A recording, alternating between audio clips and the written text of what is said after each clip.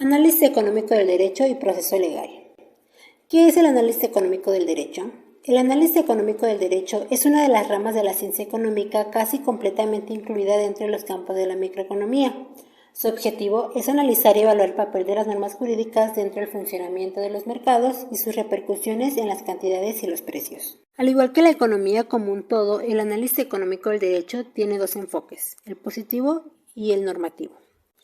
El enfoque positivo busca explicar el enfoque de las normas jurídicas sobre los distintos mercados y en ciertas circunstancias produce teorías que pretenden encontrar sus causas económicas en la adopción de ciertas normas por parte de las distintas sociedades. Por otro lado, el enfoque normativo brinda prescripciones respecto de cuáles normas jurídicas son las más adecuadas en una situación o en otra. Por lo que cualquier norma que afecte de algún modo los costos o beneficios de un grupo importante de personas es susceptible de ser analizada desde un punto de vista económico tanto positivo como normativo, y puede ser parte del objeto del estudio del análisis económico del derecho. ¿Pero qué tiene que ver la economía con el derecho? La economía en su relación con el derecho adquiere un perfil jurídico basado en la certeza que permite que su actividad dirigida a la creación y circulación de riquezas se desenvuelva dentro de los intereses de seguridad, justicia y libertad. El análisis económico del derecho ha contribuido en el estudio de las reglas jurídicas, procedimientos legales y instituciones jurídicas. Hasta antes del siglo XX, esta se confiaba del estudio de las leyes antimonopólicas, la regulación industrial e impuestos. Posteriormente, a mediados del siglo XX, la aplicación de las herramientas económicas se expandió hasta materia jurídica no vinculadas con actividades de mercado como el derecho civil y el derecho penal. Ahora pasamos al proceso legal. El proceso legal es el conjunto de trámites o actos relacionados ante una autoridad judicial para resolver un conflicto entre varias partes aplicando la ley vigente, como por ejemplo los trámites obligatorios o voluntarios, los plazos a seguir o dónde se debe de presentar una demanda. Este proceso se debe estudiar dentro de la materia del derecho procesal, ya que para resolver un conflicto ante una autoridad judicial se deben de seguir leyes que regulan este proceso.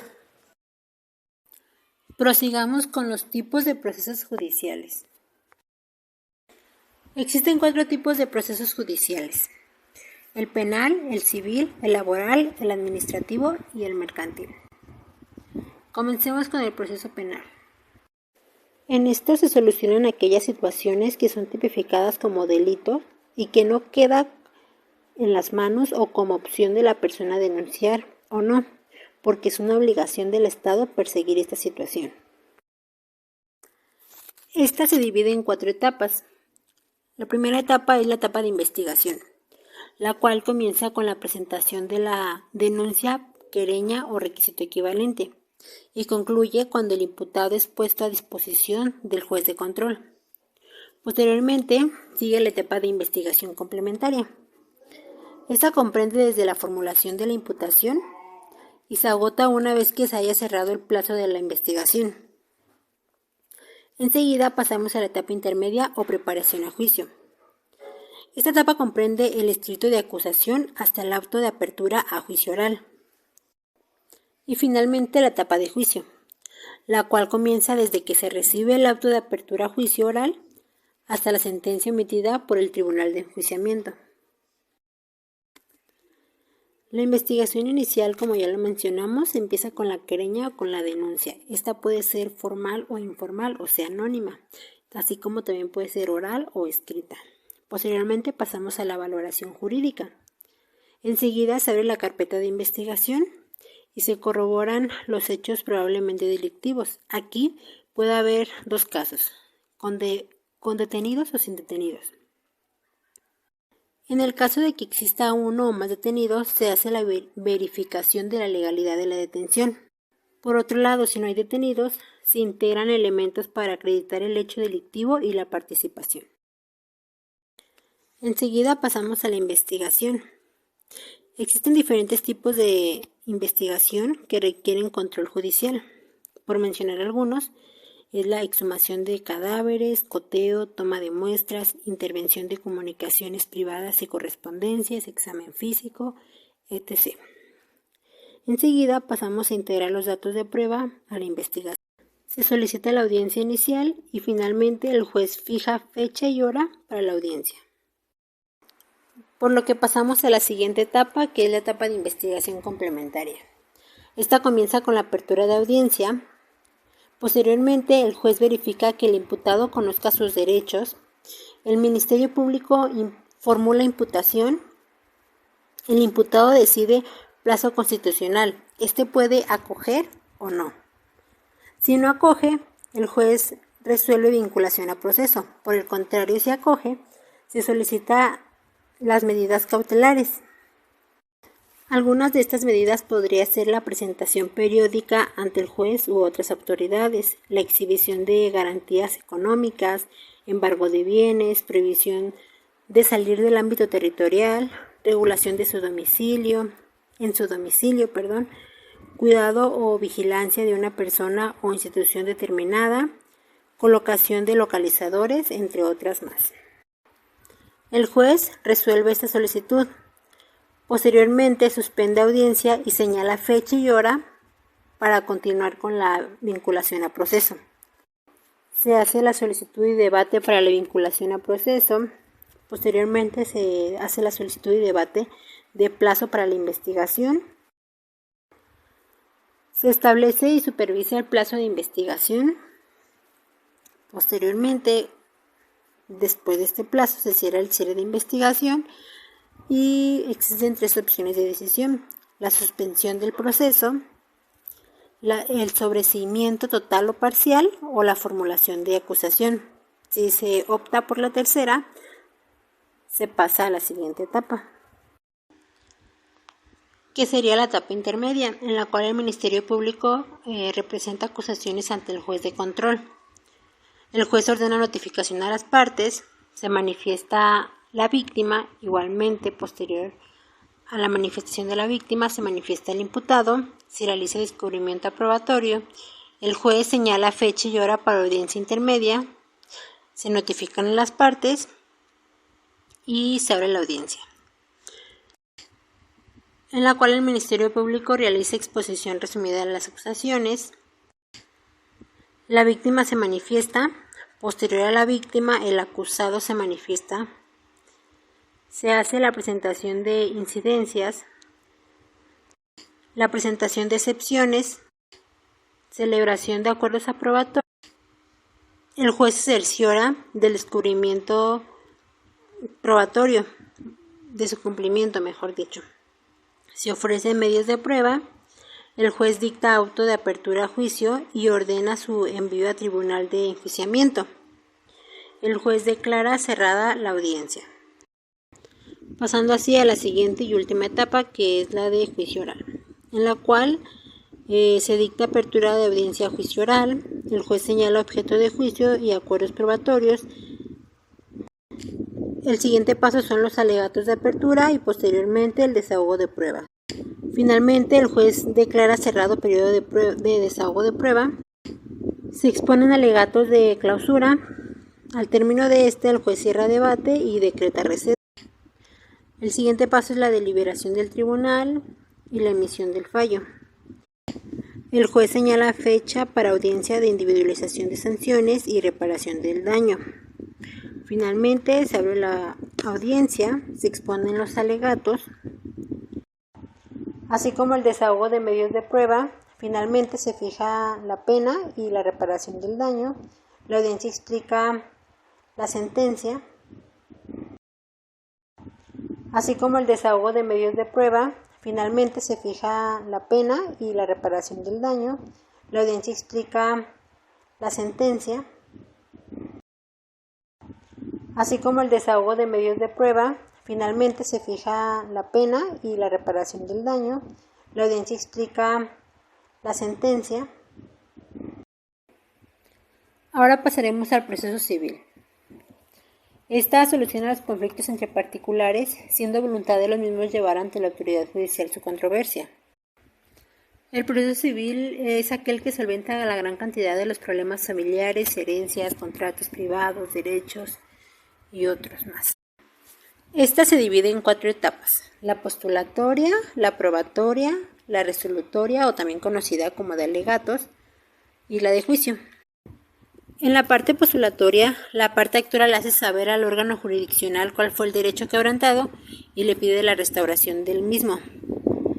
Las partes exponen pretensiones, resistencias, afirmaciones y negaciones en lo que refiere a los hechos. Por supuesto, en esa etapa se presenta la demanda. Esta, al ser aceptada, se dicta auto de erradicación. Así, el juez indica términos de admisión de la demanda y los requerimientos a las partes actoras para que solucionen alguna deficiencia en su demanda. Se da un término marcado por la ley para hacer una contestación de la demanda y expresar sus excepciones y defensas. Dentro de esta etapa de la contestación de demanda, la parte demandada tiene la facultad de reconvertir al autor, o sea que tiene la facultad de demandarlo también dentro de la demanda ya establecida. De igual forma, la parte actora puede hacer la contestación de la demanda. En el supuesto que la parte demandada no contestare la demanda, entonces se pediría al órgano jurisdiccional, o sea, al juez, que establezca el juicio en rebeldía para poder continuar con el proceso. Y finalmente, pues pasamos a la etapa aprobatoria. Hasta el momento, el juzgado solo tiene conocimiento parcial y subjetivo de las pretensiones de las partes. Pero ahora vamos a hablar de 5 etapas dentro de esta etapa aprobatoria. La primera es el ofrecimiento de las pruebas. Las partes ofrecen al órgano jurisdiccional los diversos medios de prueba con los cuales pretenden contestar lo planteado en la litis. El segundo es la admisión de pruebas, en la cual el juez califica la procedencia de las pruebas ofrecidas. Aquí se debe de tratar de encontrar la utilidad de los medios ofrecidos, así como el hecho que se hayan ofrecido en el plazo indicado. El tercer momento es la preparación de la prueba. Hasta el momento, en la cual participa el órgano jurisdiccional, solo tiene conocimiento parcial y subjetivo de las pretensiones de las partes. En este momento se formula el interrogatorio, de 5 etapas dentro de esta etapa aprobatoria. Se fija la fecha para la celebración de la audiencia o de las pruebas. El siguiente momento es el desahogo de pruebas, los diversos medios de prueba con los cuales pretenden en la cual participa el órgano jurisdiccional. El segundo es la admisión de pruebas, en la cual el juez en este momento se formula el interrogatorio. Aquí se debe de se fija la fecha para la celebración de la audiencia o diligencia, así como el hecho que se haya ofrecido. El siguiente momento es el desahogo de pruebas indicado. El tercer momento es la cual participa el órgano jurisdiccional. En el cual participa el órgano jurisdiccional, tiene conocimientos parciales y que el juez puede dar desahogar a las partes. Las pruebas en este momento se formula el interrogatorio para el avance del proceso aprobatorio. Se fija la fecha para la celebración de la audiencia o de las pruebas. Por parte. El siguiente momento es el desahogo y finalmente pasamos a la siguiente etapa, que es la etapa resolutoria, en la cual participa el órgano jurisdiccional. En esta las partes por última vez intentan convencer al juzgado, en la cual el juez en este momento se favorable a los interrogatorios. Los alegatos pueden ser de forma escrita, se fija la fecha para la celebración de la audiencia y finalmente se citan las partes como el hecho para dar. El siguiente momento es el desahogo. Finalmente pasamos a la etapa de juicio. El tercer momento es la cual participa el órgano jurisdiccional, la sentencia jurisdiccional definitiva que viene a terminar con el proceso y en este momento se formula el interrogatorio. En esta etapa se pueden dar 2 instancias, pero ahora vamos a hablar de primera la fecha para la celebración de la audiencia o diligencia y en la siguiente momento es el desahogo de las pruebas de justicia. Las partes ofrecen al órgano en la cual participa el órgano jurisdiccional de prueba con los peritos por el órgano jurisdiccional lo planteado en la ley de la primera en este momento se formula el de pruebas. Ahora vamos a hablar un poco del proceso laboral. Esta soluciona los conflictos surgidos en el mundo laboral entre empleados y empleadores. Soluciona conflictos como despidos, diferencias. Esta comienza con la etapa escrita, en la cual la demanda debe elaborarse por escrito y debe de contener ciertos requisitos, como por ejemplo las condiciones en que se dio la relación de trabajo, precisando fecha de inicio, horario, salario, puesto desempeñado, días de descanso, etc. Así como las condiciones de modo, tiempo y lugar en que se haya dado el despido, si es que es el caso. También debe contener las prestaciones económicas que se reclaman, los puntos petitorios en los cuales debe precisarse con claridad las prestaciones de trabajo que se demandan.